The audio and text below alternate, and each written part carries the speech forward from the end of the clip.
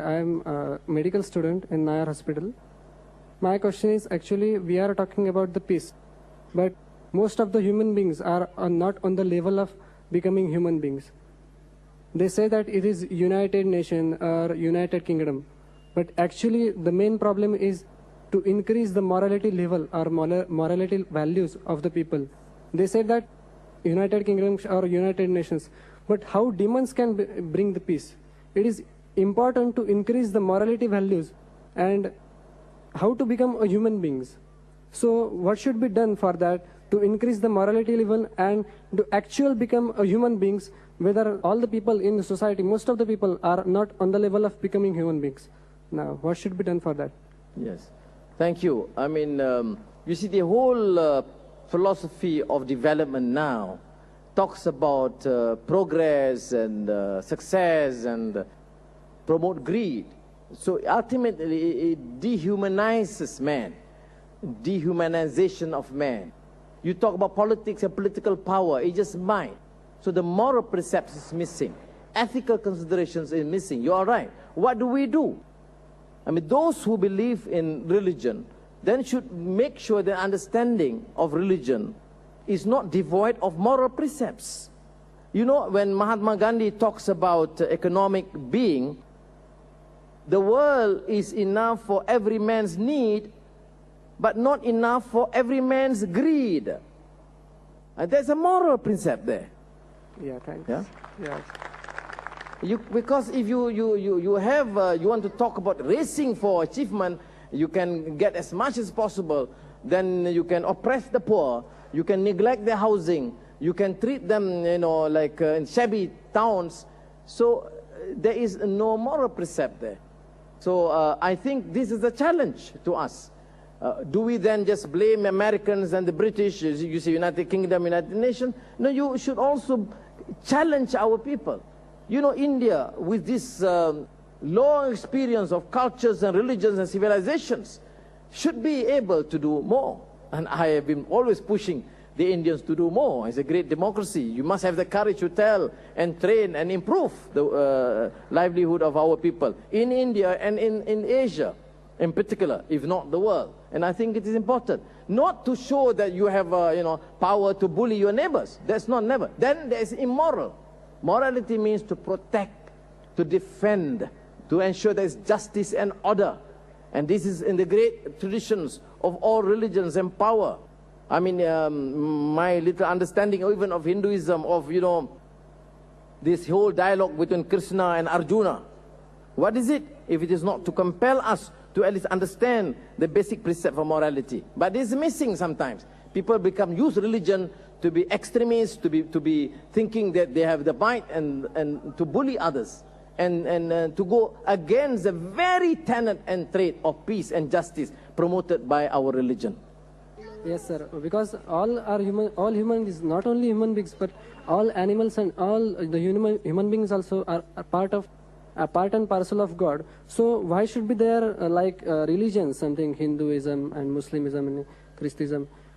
There should be one and only one. But what is the solution for that? Why should in what respect we can bring them together and give them only one view or only one mantra, something that. Okay. That they will accumulate together and work together for humanity and for peace. We have this huge culture and tradition and religion. The problem is not religion. The problem is how we are devoid of religious beliefs or obscured in our understanding. And if you say, never mind all religions, have just one, then there's a new religion. You're not solving, you're creating another problem.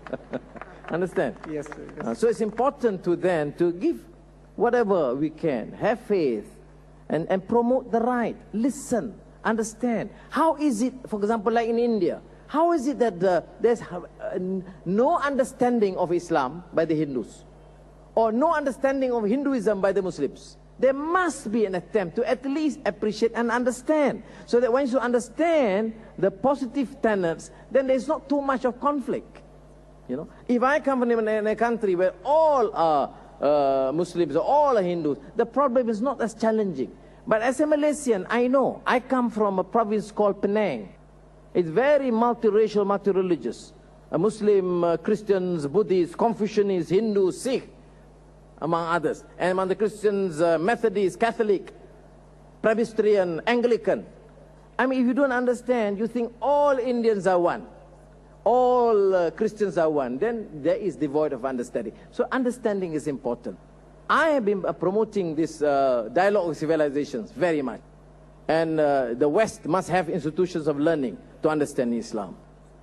But Muslim countries must also have institutions to understand the rest. So it is must be a reciprocal effort of each understanding. But don't give the idea of let us now forget all religion, have a new mantra, new religion, and new fight. Okay. Thank you very much, sir. Thank you very much. Yes, brother. Sir आपने बताया कि Muslim and non Muslim Can you put your question in English?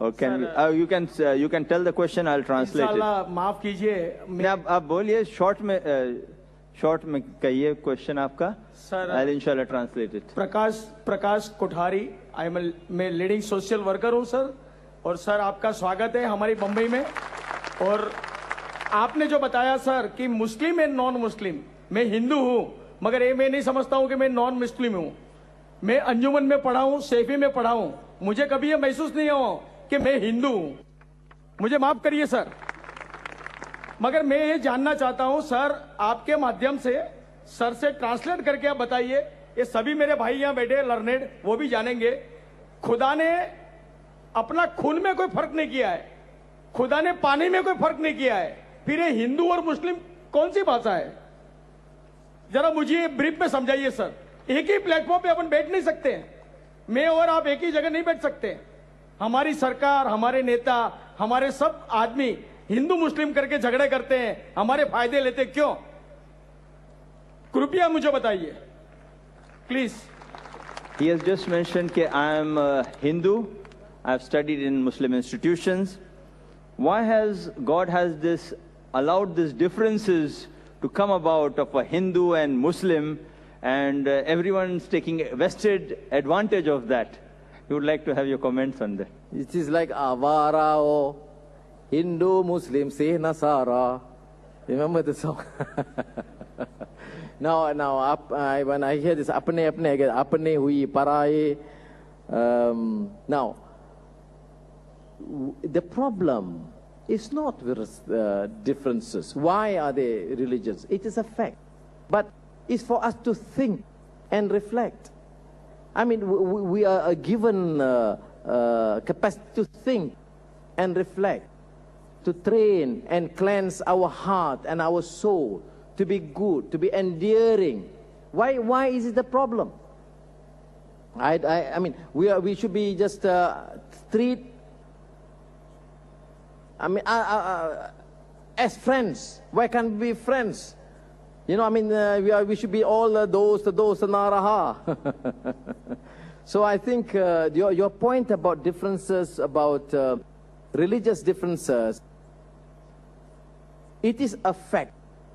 But why is it that some people use religion for the good of mankind? I mean, you see, I have a Hindu neighbor. I mean, the Hindus have a problem in Malaysia. I appeared. I'm a Muslim. I'm a Malay. I went and appeared and support them because I thought they're having problems. Why can't we feel? You know why?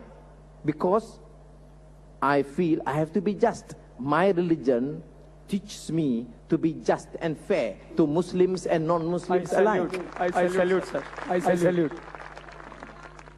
Yes, sister. Assalamu alaikum. My name is Mafnan Zia and I'm a student. What is the duty of Muslim Ummah to the prisoners of war like from Abu Ghraib and Guantanamo Bay? Well, Abu Ghraib is a case of gross injustice. Because to me, prisoners of war, you have to, Guantanamo Bay, any prisoner, you have to respect due process. You feel he's guilty, he's a terrorist, he has killed somebody, then put him, give him a chance to defend himself, You must respect the rule of law, have independent judiciary, and let the judge decide. You can't have politicians to decide, because you must respect the rule of law. Abu Ghraib prison is a case in point. You see how prejudices, because the hatred and prejudice against one religion have caused such a havoc throughout the world. And nobody can deny the fact. So we will have to have a morally coherent voice. What do? You must condemn this. Not because of the Americans, whether Americans in Guantanamo or our prison conditions in the Middle East or in Asia or in Burma, Myanmar. When the junta treat people, Aung San Suu Kyi and the rest of the Myanmaris, the way they are treating, we have to condemn them strongly. And we must be consistent in our views. Yes, brother, you can put forward your question. Is it right to put the blame on Muslims for 9/11? It is wrong. Why do you blame Muslims for 9/11?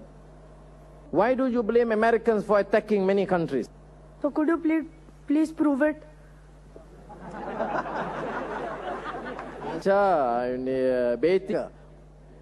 My brother,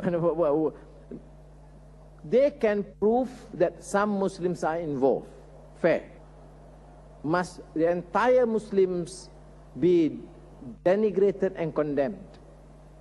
We have many other instances. More crimes perpetrated by Christians against humanity. The Christians came and colonized half the world. Do you condemn Christianity as a religion? No. They must accept the fact. How many Mexicans and civilizations in Latin America were massacred and annihilated by the Spanish? Do you blame this Christianity? No. Look at the Spanish Inquisition. Muslims, Jews were just killed by hundreds and thousands in the Inquisition. Is that wrong? Yes, it was wrong. Do you condemn their action? Yes, you condemn their action. Do you continue to condemn the Christians until today? You can't. That's my point. I'm not defending the excesses. If there are Muslims who are perpetrators of the crime, we should also condemn them. But we shouldn't condemn all Muslims. But the fact, the hypocrisy, the nifaq, why we are annoyed is when the crimes committed by others, you don't attribute to Christian. In Northern Ireland, who killed each other? The groups IRA, Catholics and Protestants? Christians. Do we say Christian terrorists? You don't. When they come to Muslims, they become Muslim terrorists. So you actually have every Muslim is suspect. You have a full list of Muslims. You have a Muslim name, you go to Washington, watch out. You got to get extra security clearance. This is what we reject. What other proof do you want, my dear sister?